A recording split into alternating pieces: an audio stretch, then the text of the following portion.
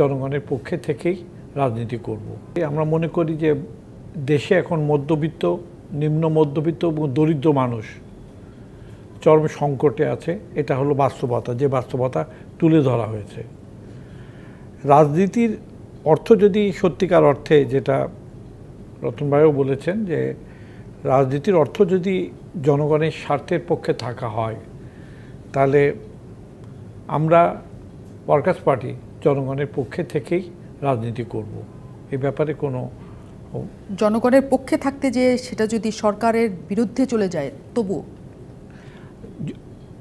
সরকার যদি জনগণের জন্য না হয়, তাহলে পারে সরকারের বিপক্ষেও যেতে পারে। সেটা মানে জনগণের যে সংকট, সেটা তুলে ধরাটা হচ্ছে আমাদের রাজনৈতিক দায়িত্ব, সেটা আমরা করব। কিন্তু যদি একই জোটে থাকেন, সেটা কি সম্ভব হয়? আসলে জোটের সক্রিয়তা আছে কি? জোটের তো সক্রিয়তা নেই, এটা হলো বাস্তবতা। তো ফলে আমরা দল হিসাবে কি করব সেটা তো বলতে পারি। নিশ্চয়ই দল হিসাবে আমি স্পষ্টভাবে বলছি যে আমরা জনগণের সংকট এবং দেশের সংকট নিরসনের জন্য যা করণীয় সেটা আমরা করার চেষ্টা করব। সেটা কি মানে অন্য দলগুলি যেমন স্পষ্ট জানে যে তারা আন্দোলন করবে, তারা রাস্তায় থাকবে, তারা একটা সমাধান চাইবে এবং একটা বড় আন্দোলনের জায়গা তো তাদের আছেই, নির্বাচন দেওয়া, এবং সেটা তত্ত্বাবধায়ক সরকার হোক, নির্বাচনকালীন সরকার হোক, তার অধীনে নির্বাচন দেওয়া, শেষ পর্যন্ত তাদের বড় আন্দোলনটা সেটার সাথেও কি আপনারা একমত? না, আমরা আমাদের 14 দলগতভাবে আমরা আর কোনো বৈঠক করি নাই। জি, হয়তো নিজেরা করব। যারা 14 দলের মধ্যে যাদের কথা আপনারা বলছেন যে আপনাদেরকে নিয়ে আর কোনো বৈঠক হয়নি, তারা হয়তো আলোচনা করে আমরা একটা সিদ্ধান্ত নিব যে আমরা কোন পথে যাব।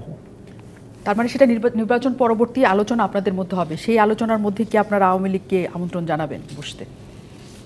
না, সেটা এখনো পর্যন্ত আমাদের মধ্যে এই ব্যাপারে কোনো চূড়ান্ত সিদ্ধান্ত হয়নি।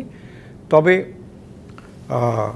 আওয়ামী লীগও যদি কথা বলতে চায় আমাদের সঙ্গে, কথা হবে, কিন্তু সিদ্ধান্ত কি হবে সেটা পরের কথা। নগদে 500 টাকা বা তার বেশি পেমেন্টে পেতে পারেন ঢাকায় জমিসহ 20 কোটি টাকার পুরস্কার। তো সেক্ষেত্রে আমি বলবো যে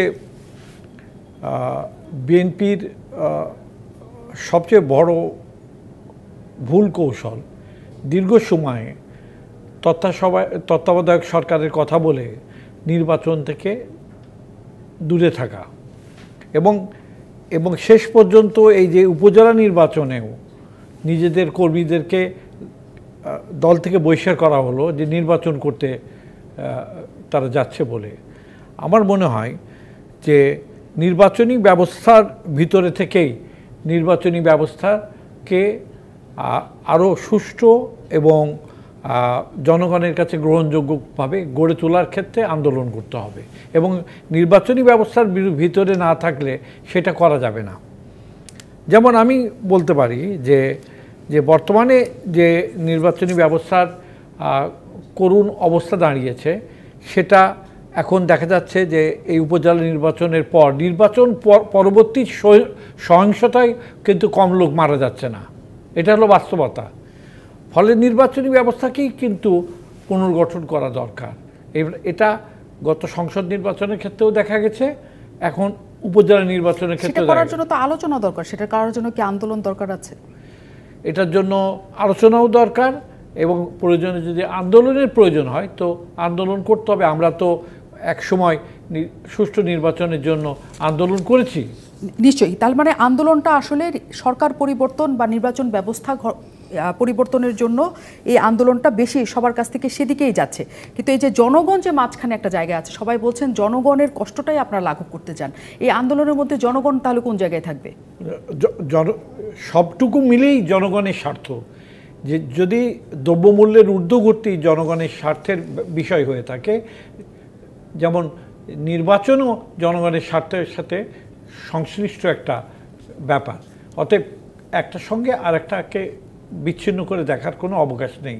আমি মনে করি যে রাজনৈতিক দল নির্বাচন করবে, সে রাজনৈতিক দল জনগণের নিত্য প্রয়োজনীয় দ্রব্যের যে প্রশ্নে জনগণের পাশে দাঁড়াবে, দুটোই করতে পারে।